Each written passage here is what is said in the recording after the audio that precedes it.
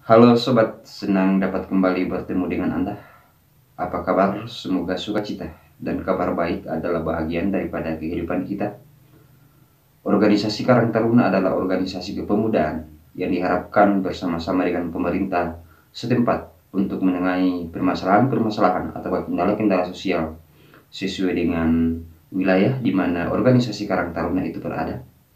Dan kesempatan kali ini kita akan sharing untuk mengenal contoh dari struktur organisasi Karang Taruna.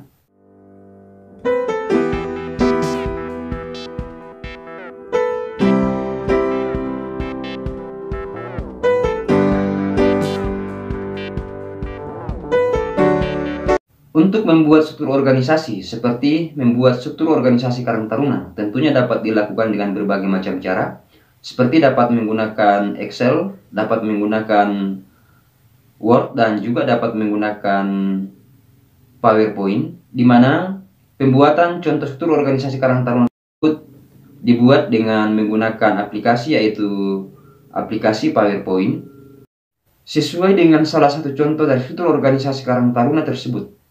Dapat kita melihat komponen-komponen atau bagian-bagian dari penyusun struktur organisasi Karang Taruna yang secara umum terdiri dari 3 bagian, yaitu yang pertama adalah pembina Karang Taruna, kemudian yang kedua adalah Majelis Pertimbangan Karang Taruna atau yang sering disingkat dengan MPKT, dan yang ketiga adalah pengurus organisasi Karang Taruna. Pembina organisasi Karang Taruna tentunya disesuaikan dengan wilayah atau tempat di mana organisasi Karang Taruna itu berada.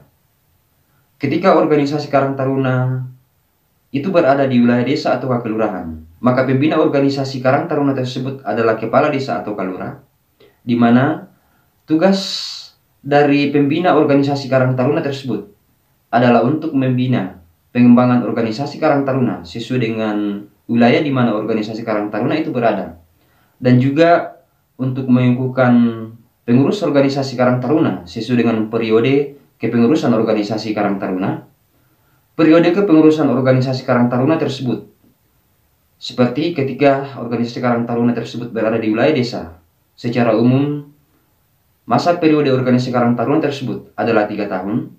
Sedangkan ketika organisasi Karang Taruna tersebut berada di wilayah kecamatan, kabupaten, kota, provinsi, bahkan tingkat pusat, biasanya organisasi Karang Taruna tersebut memiliki periode selama 5 tahun. Selain itu, pembina organisasi Karang Taruna juga bertugas untuk memfasilitasi kegiatan-kegiatan organisasi Karang Taruna. Kemudian, komponen penyusun organisasi Karang Taruna yang kedua adalah Majelis Pertimbangan Organisasi Karang Taruna atau yang sering diistilahkan dengan MPKT. Adapun tugas dari Majelis Pertimbangan Karang Taruna atau MPTK adalah sebagai lembaga konsultatif untuk mengarahkan dan juga membimbing pengurus organisasi Karang Taruna dalam rangka untuk melaksanakan tugas-tugas sesuai dengan anggaran dasar dan anggaran rumah tangga pada masing-masing organisasi Karang Taruna. Kemudian yang ketiga adalah pengurus organisasi Karang Taruna. Pengurus organisasi Karang Taruna tentunya disesuaikan dengan anggaran dasar dan anggaran rumah tangga pada setiap organisasi Karang Taruna. Sesuai dengan salah satu contoh struktur organisasi Karang Taruna, maka pengurus organisasi Karang Taruna dapat terdiri dari Ketua Organisasi Karang Taruna, Wakil Ketua Organisasi Karang Taruna, Sekretaris Organisasi Karang Taruna, dan juga Bendahara Organisasi Karang Taruna yang dilengkapi dengan seksi-seksi atau bidang-bidang sesuai dengan struktur organisasi Karang Taruna. Melalui kelengkapan struktur organisasi Karang Taruna tersebut lewat bidang-bidang organisasi Karang Taruna akan dijadikan acuan atau pedoman oleh organisasi Karang Taruna untuk melaksanakan kegiatan-kegiatan organisasi Karang Taruna dalam bentuk program kerja Karang Taruna. Bidang-bidang sesuai dengan struktur organisasi Karang Taruna tersebut dapat terdiri dari beberapa bagian, yaitu yang pertama adalah bidang kerohanian dan juga mental. Kemudian yang kedua adalah bidang pengembangan ekonomi dan korporasi. Dan yang ketiga adalah bidang usaha kesejahteraan sosial. Yang keempat adalah bidang lingkungan hidup dan pariwisata. Bidang yang kelima adalah bidang humas dan kerjasama mitra. Bidang yang keenam adalah pengembangan sumber daya manusia dan perempuan. Dan yang ketujuh adalah bidang seni budaya dan olahraga. Kemudian bidang yang ke-8 adalah bidang hukum dan HAM, dan bidang yang terakhir adalah bidang pendidikan dan kaderisasi.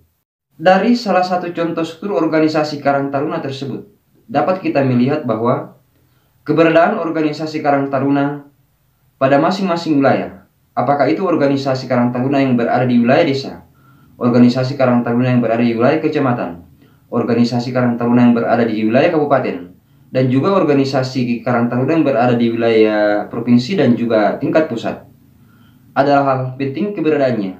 Hal ini dimaksudkan untuk bersama-sama atau kami membantu pemerintah menangani permasalahan-permasalahan sosial atau kendala-kendala sosial, dan juga diharapkan untuk bersama-sama dengan pemerintah untuk menangani pengembangan ekonomi produktif kemasyarakatan, dan juga untuk mengembangkan sumber daya manusia yang ada di wilayah sesuai dengan organisasi Karang Taruna itu berada. Meskipun demikian, perlu kita pahami bahwa struktur organisasi Karang Taruna tentunya disesuaikan dengan anggaran dasar dan anggaran rumah tangga pada masing-masing organisasi Karang Taruna, sebagaimana yang termuat atau tergambarkan dan terlihat melalui surat keputusan pembentukan Karang Taruna yang diterbitkan oleh pembina Karang Taruna. Semoga bermanfaat, dan perkenankan saya menyapa sobat dan teman-teman komunitas tutorial organisasi yang telah mendukung channel ini. Dan bagi sobat dan teman-teman yang baru melihat dan baru berkunjung dan berkerinduan untuk berbagi pengalaman seputaran organisasi, silakan bergabung dengan saya melalui channel tutorial organisasi. Dan jangan lupa untuk mengklik dan menonton salah satu video yang akan ditampilkan di akhir video ini. Salam kompak penuh persahabatan, dan terima kasih sudah menonton.